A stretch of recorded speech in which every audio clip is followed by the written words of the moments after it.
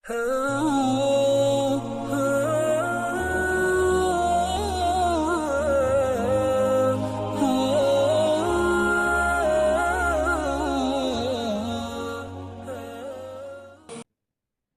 adalah satu level atau tingkatan yang tinggi di sisi Allah Subhanahu wa taala. Bahkan orang-orang yang bertakwa itu punya tempat yang istimewa, hadirin. Allah berfirman, "Inna akramakum indallahi atqakum." Sesungguhnya orang yang paling mulia di antara kalian, kata Allah, adalah orang yang paling bertakwa kepada Allah Subhanahu wa taala. Dan takwa ini, hadirin, sudah kita peroleh saat ini setelah kita berpuasa selama 1 bulan. Selama bulan Ramadan kita menjadi hamba-hamba Allah yang selalu taat kepada Allah. Ketaatan kita meningkat dan kita menjadi orang-orang yang mawas diri. Kita menjadi orang-orang yang berhati-hati betul supaya kita tidak termasuk orang-orang yang melakukan pelanggaran dari apa-apa yang sudah Allah Subhanahu wa taala syariatkan. Artinya takwa itu sesungguhnya sudah kita peroleh. Karena janji Allah Subhanahu wa taala di dalam surah Al-Baqarah ayat 183. Siapa saja, kata Allah, yang dia beriman kepada Allah lalu dia melaksanakan ibadah puasa, ibadah saum di bulan Ramadan, maka kata Allah, puasa itu tujuannya adalah agar mereka orang-orang yang beriman yang melaksanakan puasa itu memperoleh takwa. Nah,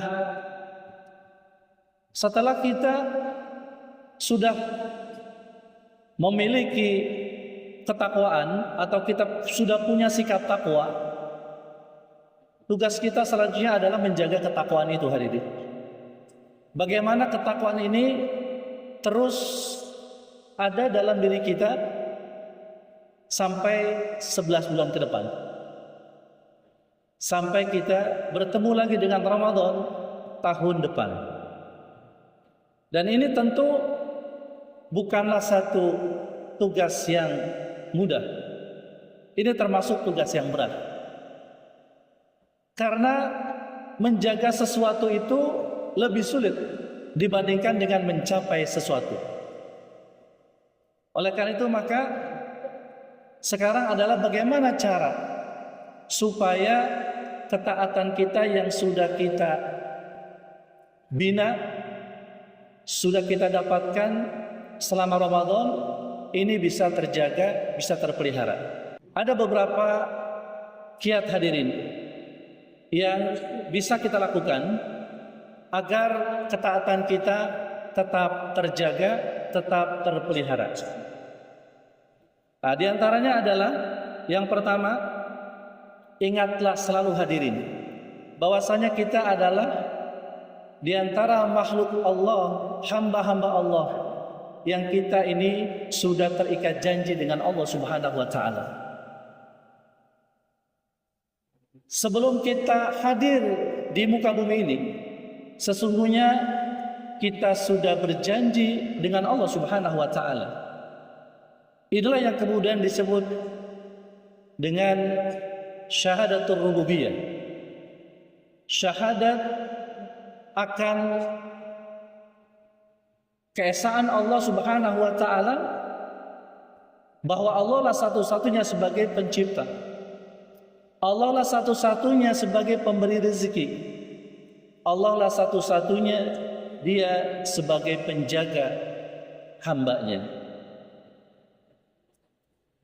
Dalam surah Al-A'raf ayat 172 Allah berfirman, "Wa id akhadha rabbuka min bani adama min zuhurihim dzurriyyatahum wa ashhadahum ala anfusihim alastu bi rabbikum qalu bala syahidna."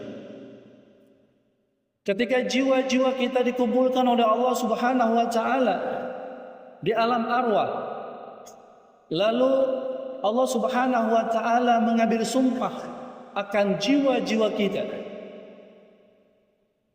Allah katakan, apakah aku ini Rabb kalian? Maka ruh-ruh kita menjawab, betul, engkau adalah Rabb kami, dan kami menjadi saksi. Itulah janji kita, hadirin. Janji kita ketika kita berada di alam arwah. Janji bahwa kita adalah hamba-hamba Allah yang akan senantiasa mentauhidkan Allah Subhanahu wa taala.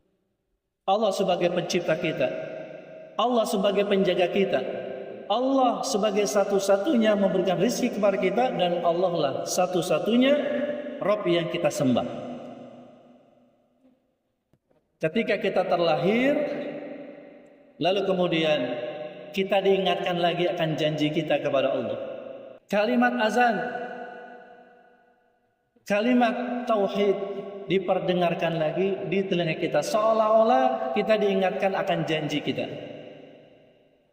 Lalu kemudian kita terlahir ke muka bumi ini, terus tumbuh berkembang, dan tugas kita adalah bagaimana menjaga kemurnian tauhid kita agar jangan sampai dirusak dengan berbagai macam bentuk kemusyrikan. Dan janji kita itu adalah kita juga berjanji bahwa kita akan selalu mentaati Allah Subhanahu wa taala.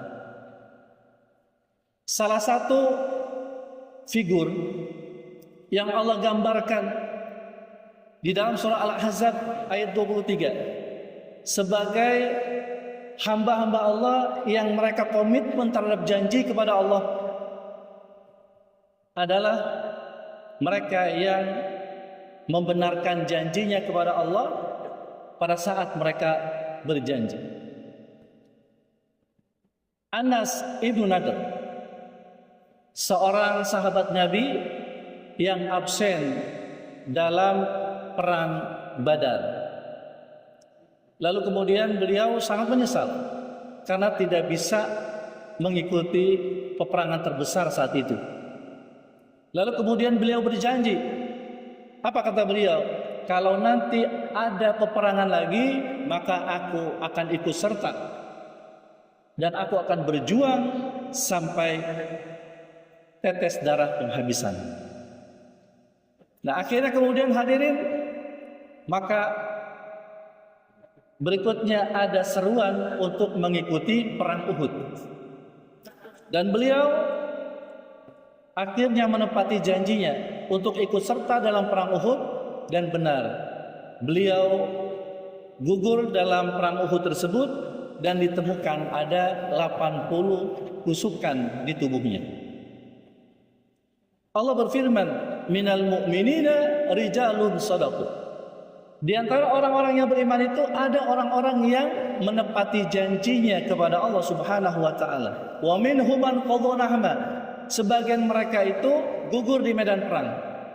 Wa minhum may yantazir. Tapi sebagian lagi tidak digugurkan di medan perang.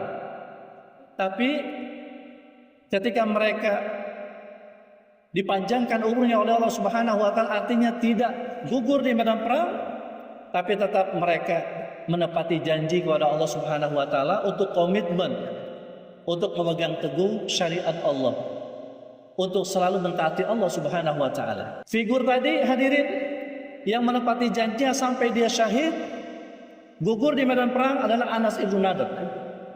Tapi ada sahabat Nabi yang lain yang tetap menepati janjinya kepada Allah meskipun tidak gugur di medan perang. Siapa beliau? Beliau adalah Khalid ibnu Walid, seorang panglima perang mulai dari zaman Nabi dan Khalifah setelahnya. Khalid bin Walid itu meskipun beliau itu meninggalnya di atas tempat tidurnya, tidak dalam keadaan berperang, tapi beliau tetap menepati janji kepada Allah. Artinya beliau tidak pernah bergeser sedikit pun dari syariat Allah Subhanahu wa taala. Artinya beliau betul-betul komitmen dengan keislamannya, komitmen dengan agamanya, selalu mentaati Allah kapanpun dimanapun dia berada.